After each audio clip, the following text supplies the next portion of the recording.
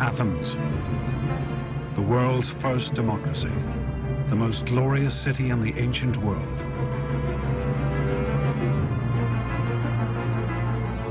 A city of wealth and power, the center of a mighty naval empire.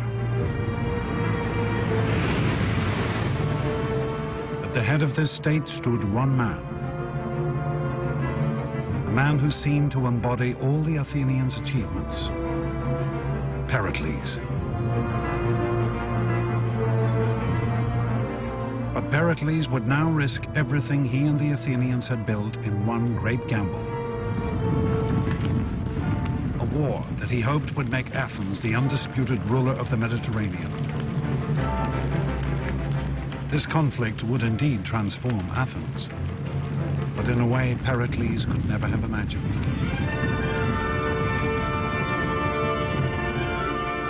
It would make this man, a common Athenian named Sokratis, into the ruler of an extraordinary new empire. An empire that remains the Greeks' last great legacy.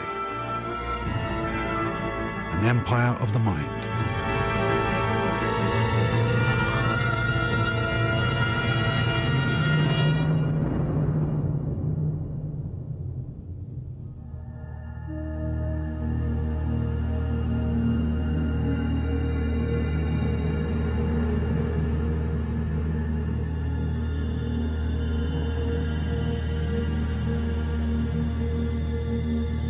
Prison cell in the city of Athens.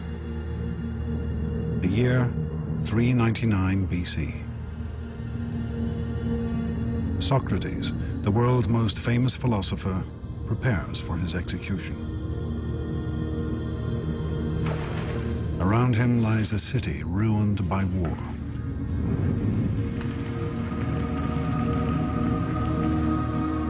A nation stripped of glory and empire.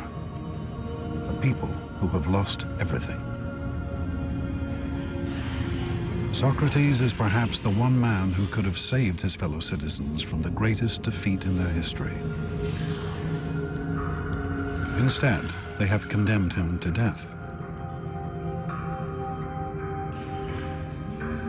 How could the Athenians come to execute one of their most brilliant minds? How could they lose everything that had once made them great? It is a tale that begins 3 decades before.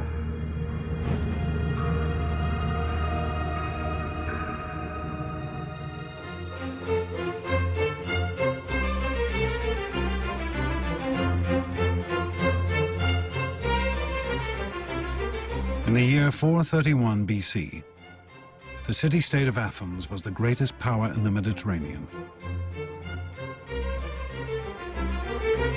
Under the leadership of the patrician Pericles, this tiny state had built a naval empire that stretched across the Aegean. Her mighty fleet of trireme warships was the most powerful of the day.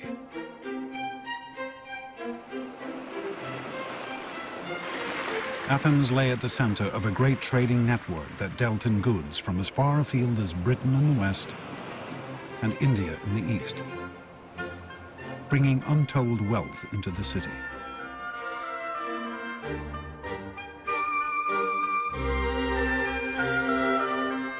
And Pericles had personally devoted himself to making this city the most glorious of the ancient world. He had commissioned the Parthenon, a mighty temple to the goddess Athena, one of the most extravagant monuments in ancient history.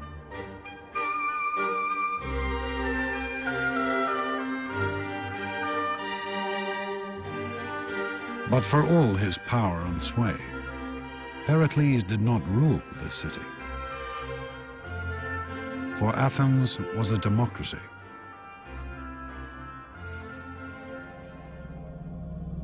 This is the assembly area of the Pnyx, home of Athenian democracy.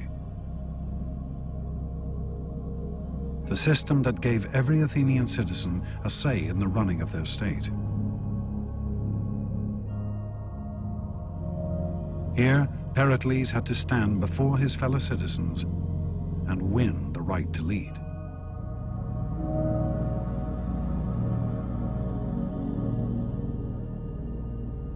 One day in the year 431 BC, Pericles took the podium and presented the Athenians with a bold new plan. A proposal that would offer Athens her final crowning glory. Pericles intended to vanquish Athens' last great rival, the city-state of Sparta. Sparta was the only other Greek state that matched Athens' power. The Spartans ruled all of southern Greece, and they were a fearsome military force. Their citizens were trained from birth in the arts of war.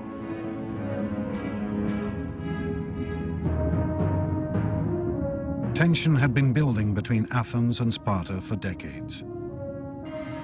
To Pericles, it was now time to take on this dangerous adversary,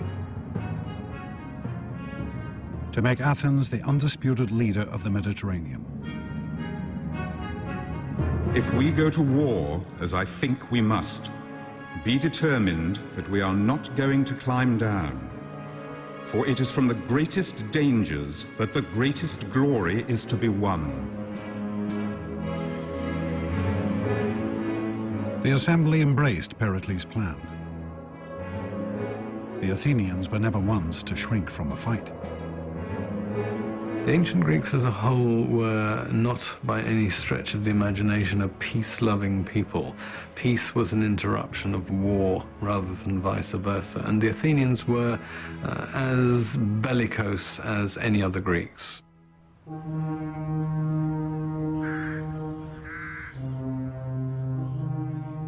But Pericles knew that any war with Sparta would not be easy to win, for the Spartan infantry were far superior to Athens' forces.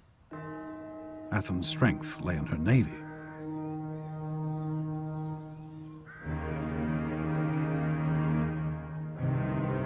So Pericles proposed a strategy of astonishing complexity and sophistication.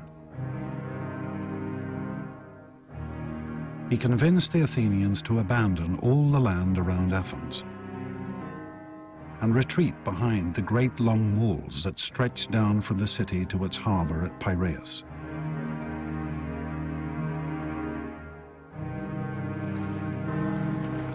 Pericles would supply the city by sea.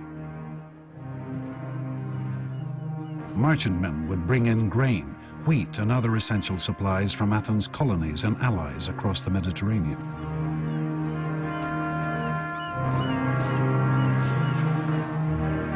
Protected by the mighty Athenian fleet.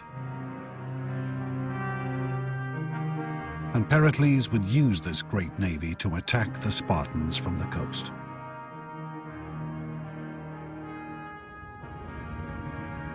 It was a strategy based on a set of finely judged assumptions.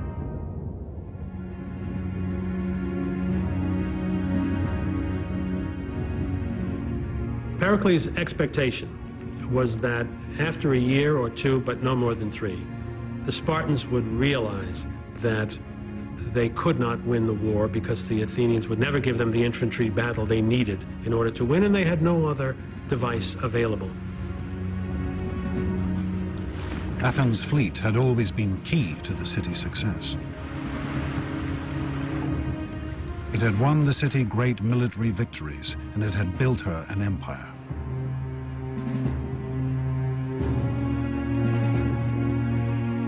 Pericles was sure that this fleet could now bring Athens her greatest triumph.